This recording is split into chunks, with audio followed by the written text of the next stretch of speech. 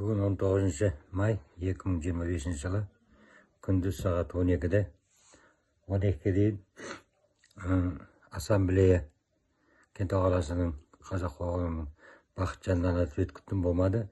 Дияр прокуратура Лондонда ответ болған жоқ. 12-ге дейін күтіп, сосын 12-де бардым.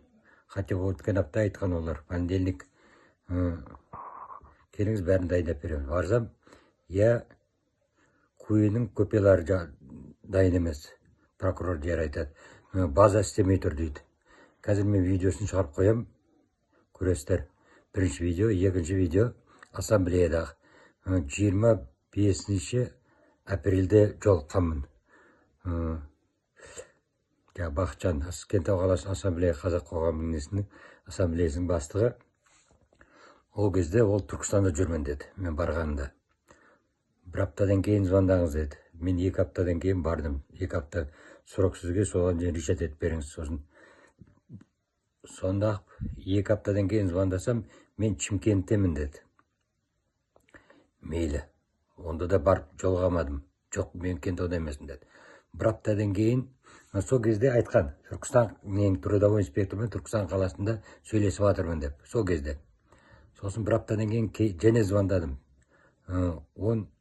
16 майда, пятница күн. Звондасам, мен Астанадамын, қазір Кентау қаласында емеспін деді.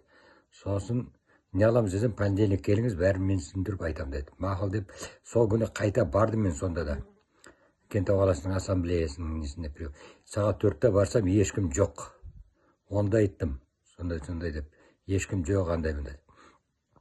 Сонда ақсам мен больничный едім, андай қыздар анаяқта мына тезді еттім.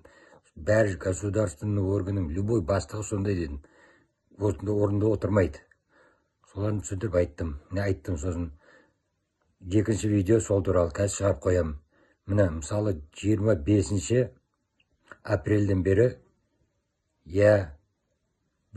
заявление қабылдаған жоқ. Мысалы тұра тұр, мен рұқсат етіп берем деп.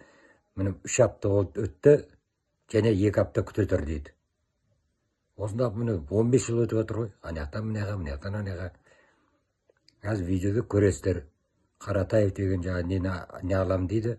Кейін видеоны өшіріп қойып, өзімде сөйлестім. Мен сізге хабар берем деп және шығарып салды. Көреміз сені. Енді және 2 апта күтеміз.